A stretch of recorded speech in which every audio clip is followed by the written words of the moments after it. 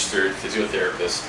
Today I'd like to talk to you about a condition referred to as frozen shoulder, very, very common shoulder condition, and my favorite exercises for it. So essentially what frozen shoulder is, it's a condition in which there's an insidious onset of pain in the shoulder. So let's say if it's the right shoulder here. So it'll just start to become painful. Now, the interesting thing about frozen shoulder is, in terms of the research, they haven't actually been able to figure out why, right? Some people get frozen shoulder and some people don't. There doesn't necessarily have to be some specific trauma involved when somebody gets a frozen shoulder. There doesn't have to be a fall, there doesn't have to be a fracture or anything of that nature. Some people do get frozen shoulder after, let's say, a fracture, but not everybody. And again, some people it just comes out of the blue. Nothing necessarily provokes this individual in terms of getting this condition. Essentially what frozen shoulder is, it's inflammation of the anterior capsule of the shoulder. So it's called, another word for it is adhesive capsulitis, and it's the anterior portion typically. So the whole capsule in the front here, what essentially happens is it becomes inflamed, painful, and it basically tightens up, right? And so as a result of that, again, the first phase, it just becomes super, super painful, but you've still got your full range of motion. The capsule tightens up, and then all of a sudden, oh, I'm limited in all these different positions. That's referred to actually as the freezing phase. So there's a pain phase, freezing phase, and then a thawing phase, where all of a sudden, oh, okay, well, I'm getting my movement back.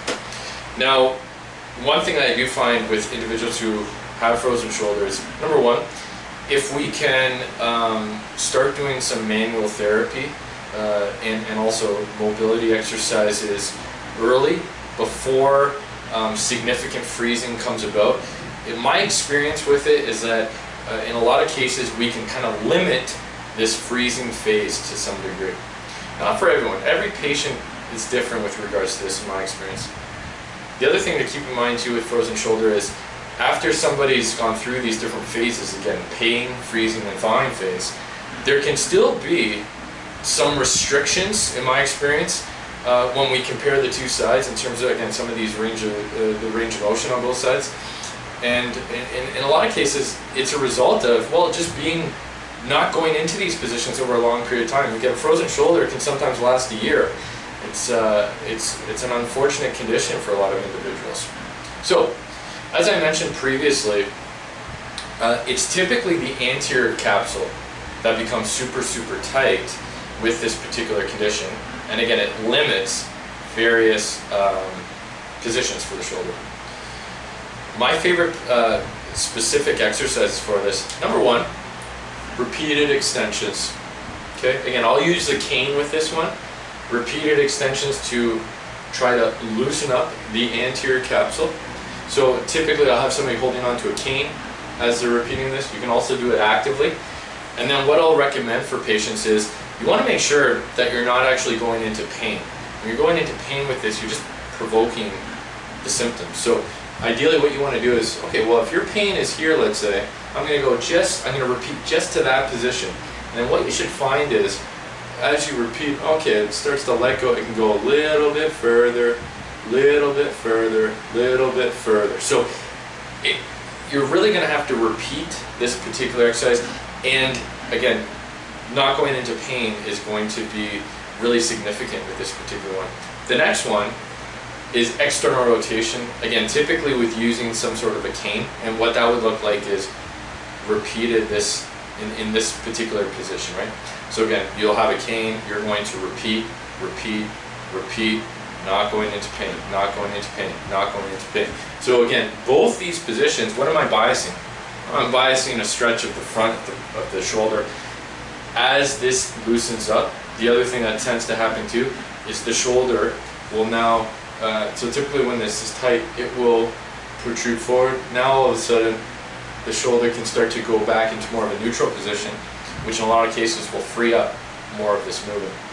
So those are two of my favorite. And lastly, the last exercise I really like for this particular condition. It's called a pendulum exercise. And all this involves is basically having your arm just down at your side here, letting gravity do all the work for you, and essentially you're going to use your hips essentially to do the movement for you. Now what I like about this particular position is the shoulder is a ball and socket joint, so by placing it in this position you're actually enabling a little bit of traction within that joint. It's going to free that up. It's not going to be painful when we're not actively moving the shoulder. Ideally you want to stay away from pain, and then you're able to kind of go into these multiple positions as you continue doing that. Now a lot of times too, if that particular position with the pendulum, if it is pain-free, I'll even have a patient use a very light weight, like a 2-pound weight, just to add a little bit more traction. The other thing I'll tend to mention for patients is posture, right? So opening up the shoulders, bringing those shoulder blades back, getting out of that forward or rounded shoulder position. Please make sure that all these exercises are appropriate for your condition, and make sure to check with either a doctor or, again, a registered physiotherapist. Thanks again, as always, for watching, and please leave a comment below. I really appreciate that. Thanks again.